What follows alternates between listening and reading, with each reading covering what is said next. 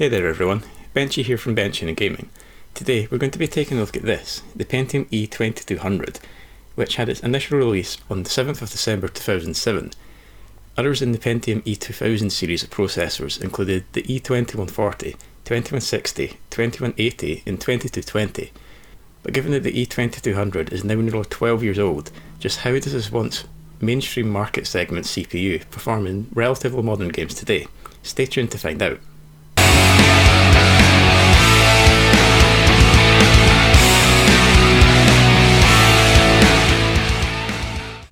The Pentium E2200 was a dual-core processor for LGA 775 socket motherboards, which, as mentioned, launched nearly 12 years ago now, at an initial launch price of $84 US, which today is around $104 US adjusting for inflation. That's also around £83 or €92 minus any taxes. Buying it today though will only cost you about 50 pence at CEX in the UK. It is however out of stock right now though. But if you're buying from America, you'll be looking to pay about $3.50 on ebay.com. Price aside, I'll be doing the usual and running the 2200 through some relatively modern games and a couple of modern benchmarks as well, to give you an idea of what kind of performance you can expect if you have one yourself. First though, we better run through some of the specs. The E2200, with a TDP of 65 watts, had two cores with no hyperthreading or turbo boosting, each running at 2.2 GHz with an 800 MHz frontside bus speed. It used the Allendale architecture, which is a cut-down version of the Conroe architecture with 2 MB less L2 cache. And speaking of cache, there's 64 KB of L1 cache per core, and a total of 1 MB of L2 cache shared between both cores, with 1 MB of the 2 MB it has being disabled. It featured 105 million transistors, built on Intel's 65nm fabrication process, and had support for DDR, DDR2 and DDR3 memory.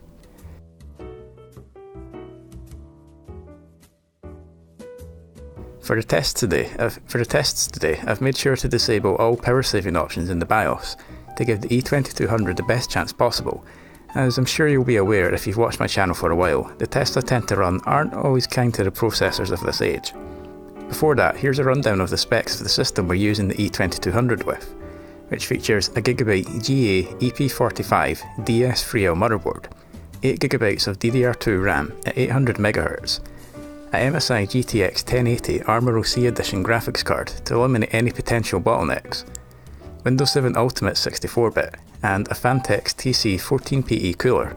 The games are also being run from a mechanical hard drive, so let's get on with the tests. First up for the tests is Cinebench R20, a multi-threaded benchmark released earlier this year, which uses all of your processor's cores to render a photorealistic 3D scene, spitting out a score at the end based on how long it takes to render. I've run the test a total of 3 times and averaged out the scores to get a reliable representation of what the E2200 can manage. So for the 3 tests, the 2200 managed scores of 194, 192 and 190 points respectively, for an average of 192 points. With an overclock of 3.421 GHz, a massive 1.22 GHz faster than stock clocks, and also the max I could get stable, the settings for which will be in the description below, the E2200 had an average improvement of 38.89% over stock clocks, with scores of 267, 265 and 268 points respectively, for an average of 266.67 points overall. Before getting on with the game tests, I'm running the physics portion of 3DMark's Firestrike benchmark, which is normally a combined CPU and graphics card benchmark, but one in which you can also run the CPU test, the physics part, on its own. Like Cinebench, I've run the test 3 times and averaged the scores out for a reliable view of what the E2200 can do at stock, and with our 3.421 GHz overclock. And at stock, it managed scores for the 3 tests of 1648, 1654 and 1623 points respectively, for an average of 1641.67 points overall. Here, there was a way bigger improvement in scores than there was in Cinebench, with an average increase in performance of 58.96%, with scores for the 3 runs of 2621, 2608 and 2600 points respectively, for an average score of 2609.67 points. Now it's on to the games for today, and to kick off is Grand Theft Auto 5, the 5th main instalment in the GTA series of games, initially released back in 2013, but remaining console only until a release on PC in 2015. We're running the game at 1080p with DirectX 11 and with the lowest settings possible, and X16 anisotropic filtering for both tests. Unfortunately, neither test showed the E2200 to be capable of achieving a comfortable experience. At stock, throughout the city, FPS dropped as low as 9, getting no higher than around 23 FPS. There was noticeable micro stuttering and input locking making driving difficult, although, weirdly, there wasn't any input lag as you might expect with performance like this. The overclock, although far smoother than stock here, couldn't get out of the high 20s in the city, and it still had noticeable micro stuttering as well, although there wasn't any input locking. On the way out towards the desert, performance was pretty much the same in both tests as it was in the city, although again the overclock was noticeably smoother than stock. Both tests showed some input locking in the desert area, but at stock it wasn't as bad as it got in the city, although with extremely inconsistent frame times, overall it was a pretty poor showing for the E2200. The overclock also showed some stutter in the desert area too, and despite being noticeably smoother than stock clocks overall, it still had a lot of trouble with it. Stock clocks showed average 1% and 0.1% low frame rates of 19, 9 and 5 FPS respectively, with huge amounts of frame time spikes throughout the tests of up to 200 milliseconds, with more reaching from 240 up to 320 milliseconds. The overclock managed 24, 11 and 8 FPS for its average 1% and 0.1% low frame rates respectively, with a huge amount of frame time spikes up to 100 milliseconds, more of up to around 160 milliseconds and one of 220 milliseconds. Another thing to mention is that stock clocks had some issues with texture streaming, where the road in the city hadn't rendered yet, whereas with the overclock there were no such issues. Next up is onto CSGO, a game initially released back in 2012, but a game that continues to maintain its popularity today. We're running this at 1080p with the lowest settings possible in X16 anisotropic filtering. Also, the test is being conducted in a hard difficulty competitive bot match on the Mirage map. Much like GTA 5, both tests had noticeable issues with stuttering. At stock, FPS was between 19 up to the mid 40s at best. Combat could be very difficult at times due to how bad the stuttering was, making the game pretty much completely unplayable at stock clocks. The overclock, despite not being perfect, was far more comfortable to play. It managed from around the mid to high 20s up to the low 60s FPS wise, but had a dip down to 10 FPS at one point. As mentioned, it had noticeable issues with stuttering, but combat was far easier than it was at stock. The benchmark showed 31, 16 and 11 frames per second for stock's average 1% and 0.1% low frame rates respectively. There were a huge amount of spikes in frame times throughout the test of up to 80 to 120 milliseconds, with many more reaching 240 to 320 milliseconds. The overclock managed 44, 22 and 15 FPS for its average 1% and 0.1% low frame rates respectively, and had a lot of spikes in its frame times of up to around 75 milliseconds, several more of up to around 190 milliseconds, and one of 260 milliseconds. The penultimate game in today's test is Rise of the Tomb Raider, which had its PC release in 2016 after a period of console exclusivity. We're also running this at 1080p with DirectX 11, and we're using X16 anisotropic filtering with the lowest settings preset and screen effects turned off. This was another one that had noticeable issues in both tests. Even before getting into the game, there was already noticeable stuttering in the menu at stock clocks. Combat at stock was extremely difficult due to how awful the stuttering was, and it really was terrible. There were also numerous lockups as well.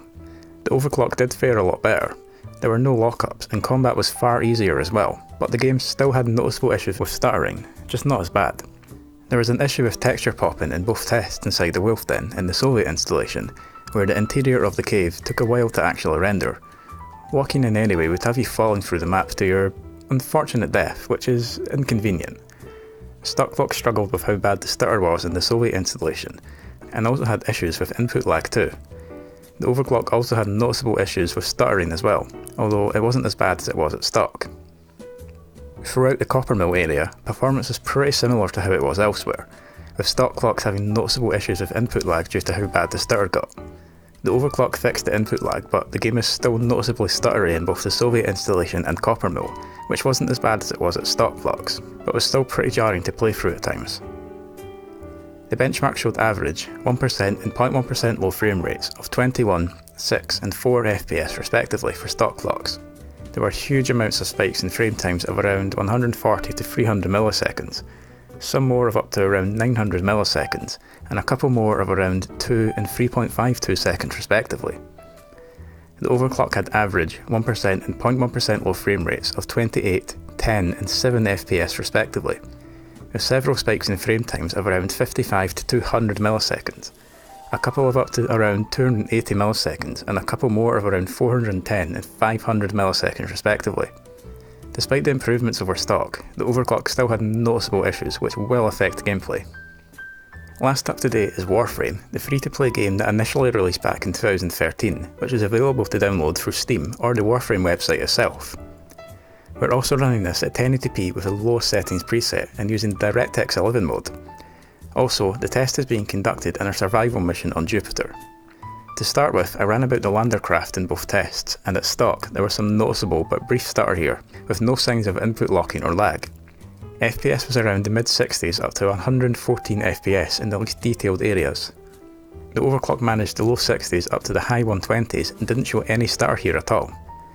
Both had issues with stuttering on the planet selection screen, although it was noticeably worse at stock.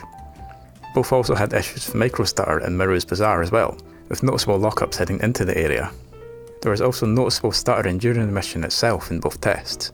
Stock clocks managed highs of around the high 90s FPS wise, but had dips into the low 20s, with the overclock managing to hit as high as around 110 FPS, with dips into the low 30s. Neither had any issues with input lag during the mission.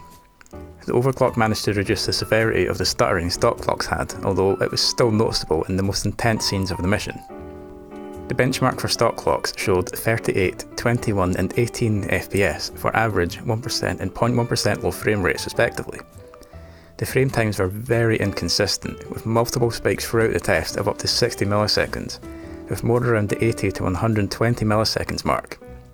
It is playable but can be uncomfortable at times. The overclock showed 44, 24 and 20 FPS for its average 1% and 0.1% low frame rates respectively. There were a lot of spikes in its frame times throughout the test of up to around 60 milliseconds, one of around 70 milliseconds and one of 100 milliseconds. Overall, despite the issues, it was a lot more comfortable to play than stock. Overall, the E2200 performs pretty much as expected at stock clocks, other than maybe CSGO, which I was expecting to perform a lot better than it did. The overclock unfortunately couldn't fix any of the issues, which was pretty disappointing to be honest, considering it was more than a 50% boost in clock speeds. Warframe was probably the best performer of the test today, at least with an overclock anyway, although that still actually had its issues as well. I'd also like to give a special shout out to Patreon supporter TazFeDodge, or @TazFeDodge on Twitter, for making all of this possible. And considering recent events in the community I'm a part of on Twitter, I'd also like to give a massive shout out to Nikki&Bunty, who are my first Patreon supporters.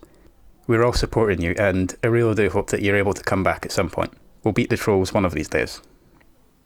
If you enjoyed this video, please consider leaving a comment and a like, and subscribing to my channel if you'd like to see more content like this, and maybe even sharing the video with people you think may enjoy it. And although there's no obligation to do so, you can support me in creating these videos for my Patreon at patreon.com/Benching&Gaming, or through Ko-fi at ko-fi.com/Benching&Gaming. But thanks for watching my video. It means a lot that you would take the time to watch my content. Hopefully I'll see you in the next one.